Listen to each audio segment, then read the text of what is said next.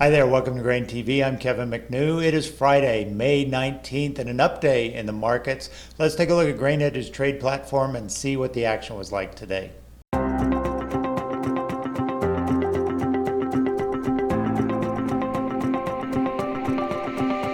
Grains found support overnight as Brazil's financial markets normalized and the Brazilian real recovered some of yesterday's losses. The morning opening bell brought buying, which lifted the corn and wheat market. Wheat spent most of the day heading higher, but soybeans were more choppy in its two-sided trade. Going into the close, corn found late season buying to push it to the day's highs, while soybeans sold back to the 950 mark. On the close, corn was up 6.5, beans up 8.5, and wheat in Chicago up 9.5. Welcome back. Let's take a look at some of the news that was shaping the trade today. Yesterday's big sell-off certainly saw some farmers selling in South America. Brazil farmers were reportedly selling upwards of 2 to 5 million metric tons of beans on yesterday's sharp sell-off in the Brazilian real, giving them a boost in their price for soybeans. But when today rolled around, we saw the Brazilian real turn around a little bit. Instead of a 7% loss yesterday, we had about a 2% gain today, so that helped stabilize soybeans, certainly seemed to slow down farmer selling in Brazil. So beans today were kind of trying to make a big comeback, at one point up 10, but really by the end of the day there was kind of some selling at the end to keep us down in that 950 area. So that was sort of where we closed on the day. Other things that are going on, the weather is starting to look a little more ominous in terms of being overly wet and overly cool in the coming 1 to 2 week outlook. Let's take a look at temperature projections for the coming week period all the way to the end of June. What you'll see here is an area in much of the Corn Belt that's going to be cooler than normal, and especially in sort of Illinois, which has been plagued by pretty heavy rains. Missouri, Illinois, those areas have been plagued by very wet conditions. So you've got cool, and then when we look at the precipitation forecast in the coming week, what we see is more rains on the horizon.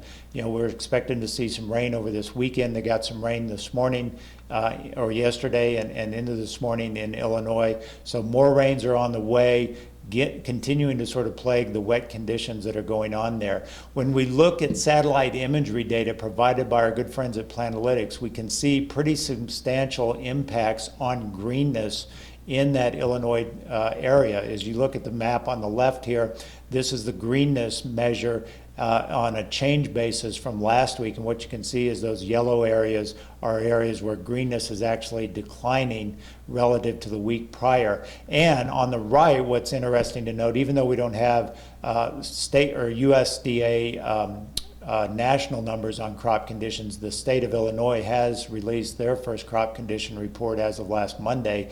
And what you can see is their crop condition for corn only at 42%, versus historically this time of year at much higher levels. So while it's still early in the season, there are some weather patterns that are continuing to linger that could cause some problems. It's going to prolong the germination stage and certainly slow development, which will push pollination into the later part of the summer. Normally we expect it somewhere around the 1st of July, July 4th weekend, usually being a critical weekend for pollination. But the longer this crop takes to get to that germination or that pollination stage, then obviously the later in the summer we get, and that potentially could spell more problems if the heat and the temperatures increase. Let's switch gears and talk about what's going on in basis. This week was a good week for basis in spite of what was going on in Chicago. You know, grain elevators for the most part, grain buyers for the most part were bidding it up a little bit, with slow farmers selling as a result of active planting going on.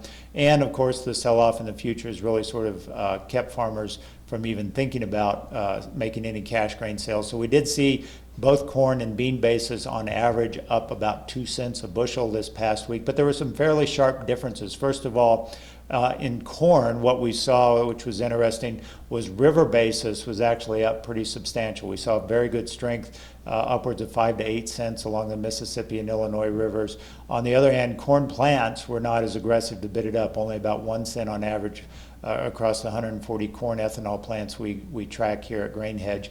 And then in soybeans, we saw a kind of a role reversal here where we saw the crushing plants being strong and the river terminals being weak. And I attribute that when we came in yesterday and saw the big slide in the futures market, we saw basis levels at river terminals really take a hit as a result. And I suspect what they're doing is taking a risk-off attitude in terms of export business coming down the pipe, with Brazil now sort of moving into frontier or the frontline position in the world market. So we saw river terminals really back off on basis yesterday. Crushing plants are really ramping it up. In fact, if we look at our spatial boundary maps, our economic zones of where some of these key plants are drawing from, what we see like down in Missouri, Deerfield, Missouri, the ADM plant down there bumped their basis by 10 cents a bushel yesterday, drawing more grain now, more beans from Kansas, stretching all the way into almost east central Kansas as their boundary expands. So